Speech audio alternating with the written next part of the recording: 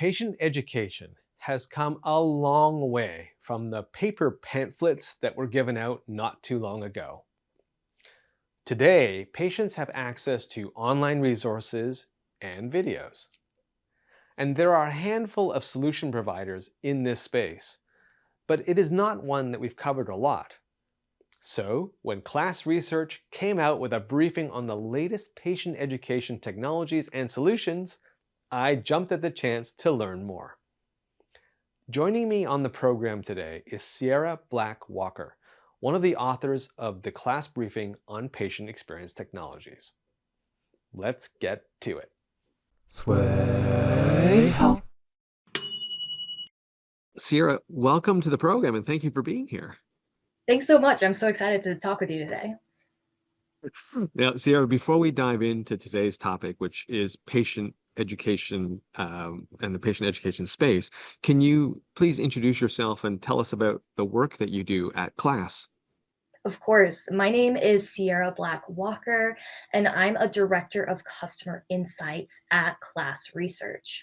So I'm over the research strategy of some key market segments, on what sort of questions are impactful to ask healthcare providers about the solutions, the software and services that they're using in order to deliver care, or even talking with payers about their experience. We talk with those healthcare providers to understand deeply what their experience is. And then I'm also over the analysis and presentation of that data and of those insights to the market.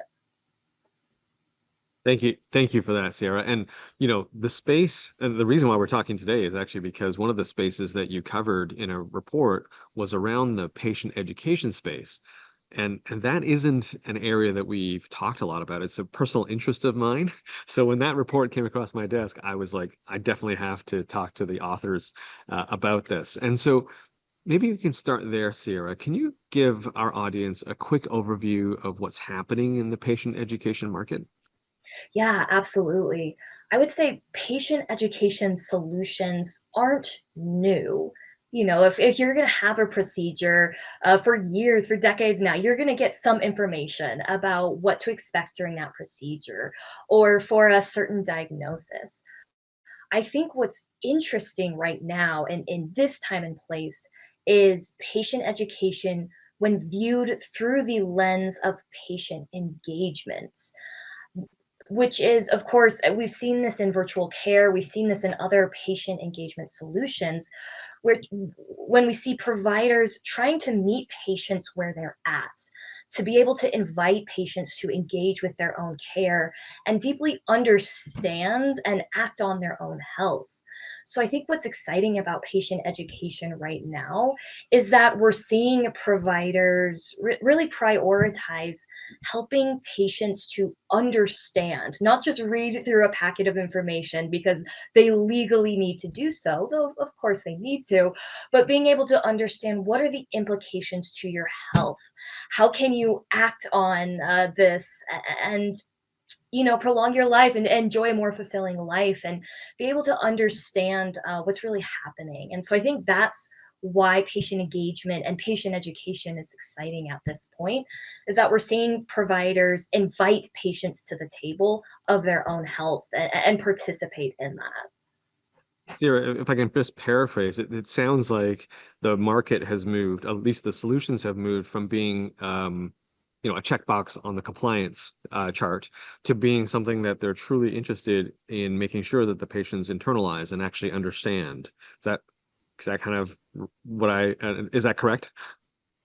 Yeah, I love that summary. Exactly. It's approaching this question of patient engagement with patients in mind. Right. And so because of that, are you seeing, like, what's the outcome, I guess, of this? Is it that the patients, of course, are more educated, but are there any sort of clinical outcomes or patient experience outcomes that you're seeing because of this switch to, really looking at it from a patient's perspective? Yeah, I love that question. When we talked to providers who were using these patient education solutions that we cover in the report, we absolutely heard providers saying that they're seeing more patient engagement, meaning more patients are consuming the content, they're understanding it, they're interacting with it more. But we also see a benefit from the provider side as well, which is by using some of these patient education solutions, they're seeing smoother operations on their side and smoother workflows, having a source that is creating that validated reliable content so the provider doesn't have to, and having ways to share that with patients as well. So of course there's benefits from the for the patients. We're absolutely seeing benefits on the provider side as well. Ciera, I want to dive into the briefing that you authored, and we'll put a link to that briefing in the show notes. But in your briefing, you wrote a little line that I want to get you to expand for us. And you said Elsevier provides digestible content for patients. Can you expand on that statement? Sure. I mean, this is embedded in that question is the understanding that patient education is as useful as it is understood by patients. And so we're seeing, all these solutions provide content that is digestible for patients. But something that stood out as we're hearing feedback from consumers, from customers of these patient education solutions, for Elsevier particularly, is providers saying that the layouts were really clear, the content was really clear, because of course we understand that providers have a different foundation of health knowledge than patients do.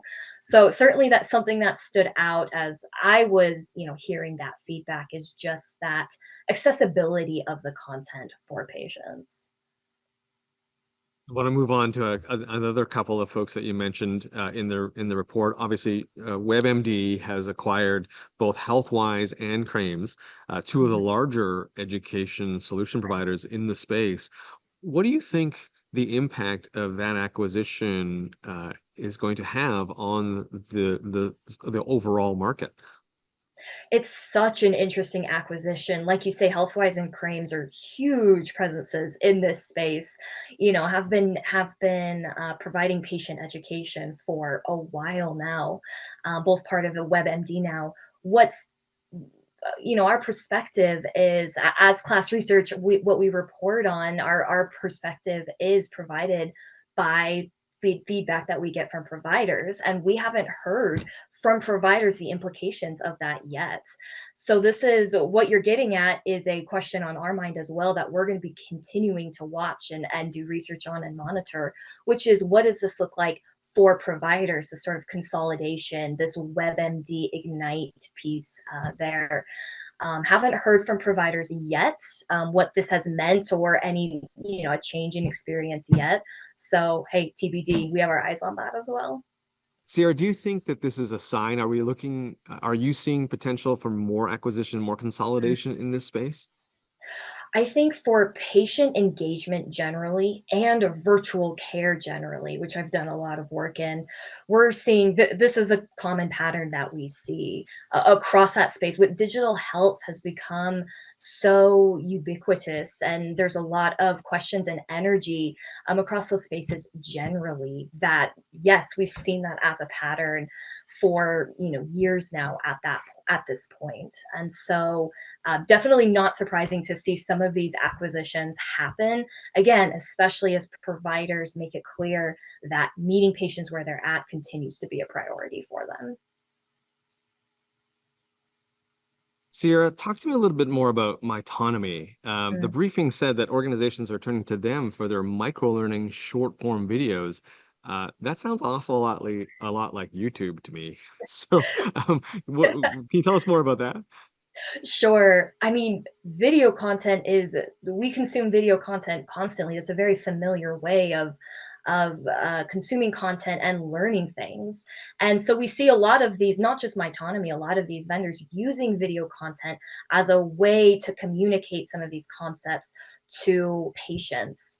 But providers who use Mitonomy specifically call out how much they appreciate that short form content. Exactly like you say, it's familiar if you use YouTube or you watch TikTok. Using video, and especially a shorter form video, to get the information you need and move on is something that we hear patients appreciate. Not having to lock in for something really lengthy, but being able to just squeeze in a video between errands here and there. So yeah, absolutely something that we heard from those customers is just appreciating it. It's another form of accessibility, for patients, as we look at, how can we make sure that this content is presented in a way that is going to be understood and really digested. It sounds like that it's not a either or question, right? There is a place and time for more Yeah. long form content that's a little bit more clinical, maybe a little bit more personalized. But then there's this sort of spot where these short form videos can really Right. fill a niche and a need for patients.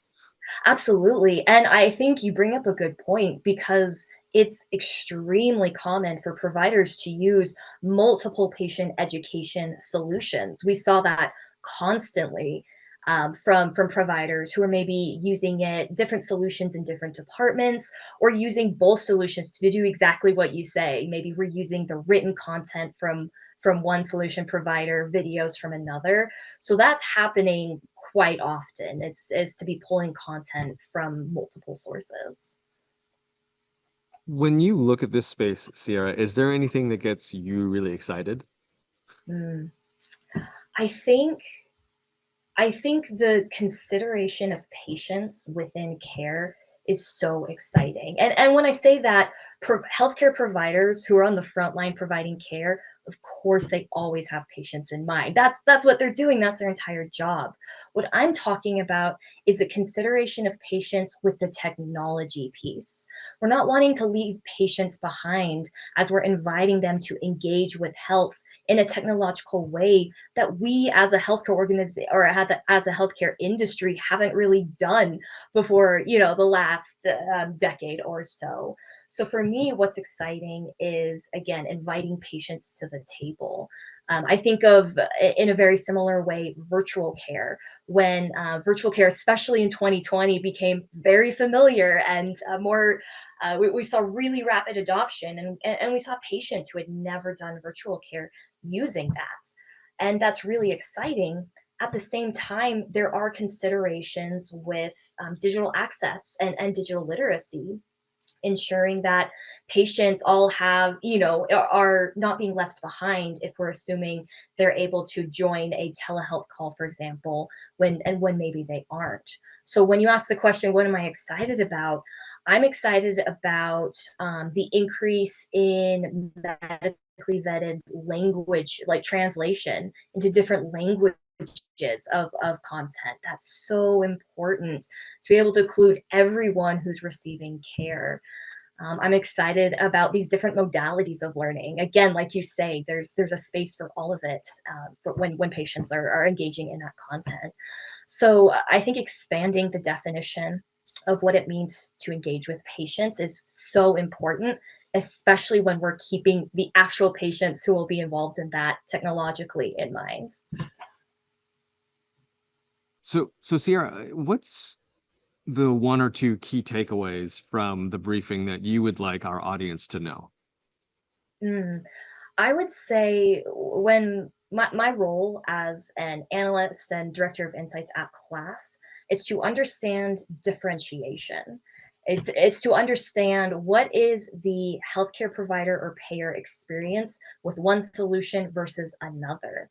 What's really interesting in this space, this patient education space, is that while there are, sure, some differences between solutions, ultimately providers are receiving a lot of value from the patient education solutions that they're using.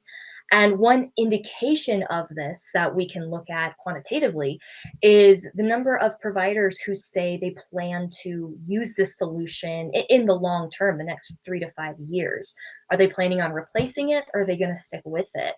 And a overwhelming majority of providers, I think around 95%, are saying the patient education solution we have, we're sticking with it because it's delivering real outcomes for us, because it's saving us time. We're not having to create that content ourselves, and we're able to connect with those patients. And so I think what stands out for me is how much value these solutions are driving for providers, and the number who are saying, yes, the solution is part of my long-term plans, more often than we see for software solutions that we measure generally. And so, from my perspective, that's always exciting to know that healthcare providers are receiving value from the investment in these solutions that they're making. So if I was a provider, Ciera, what would you recommend? How should I get started down this path if I don't have maybe a cohesive patient education plan or strategy? What would you recommend? Yeah, that's a great question. There's a few different parts of patient engagement. There is the content piece, which, like we've talked about, providers are receiving value, are really happy with the level of content that they're getting, that feels like strong content is validated and helpful. Then there is the operational piece, which is who's assigning this content? How are you assigning that content? What does EHR integration look like for you? And then I would also consider, it's a kind of a squishy piece, which is, are you how are you measuring those outcomes, or how are you following up with patients? How are you understanding that this content makes a difference? That ROI question is something that's always going to be important. And there's a number that can be assigned to ROI to be able to understand value. But ultimately, what I'm suggesting is that patient focused perspective. We're not just providing content to check a box, but we're providing content that will be impactful for patients. So really putting on our patient advocacy hats and making sure that everything that we're doing here is ultimately beneficial to patients who are potentially navigating a really hard health situation. Ciera, you shared a ton of wonderful information today. Where can people go to learn more about the briefing and connect with KLAS? Absolutely. If you go to our website, classresearch.com, and that's KLAS, that's where we house our published reports. Providers can start engaging if you want to leave feedback about your solution, a solution that you're familiar with and using, whether that's in patient engagement or across, all of the solutions we measure across the spectrum of care. You can get started there. Amazing. Well, Ciera, thank you so much for being on the program today and for sharing all this great information. Appreciate it. It was good to chat. Hey, I want to thank Ciera for coming on camera with me. I thought her insights into where the industry is going were very interesting. Are we heading for more consolidation in the patient education space, more personalizations? It'll definitely be a lot of fun to track it. And hey, if you enjoyed this interview, please mash that like button and maybe even subscribe. Also, head on over to Sway Health. That's Sway with 2 A's, .health, where you'll find more great content like this. I'm Colin Hung. Thanks for being here, and I'll catch you on the next episode.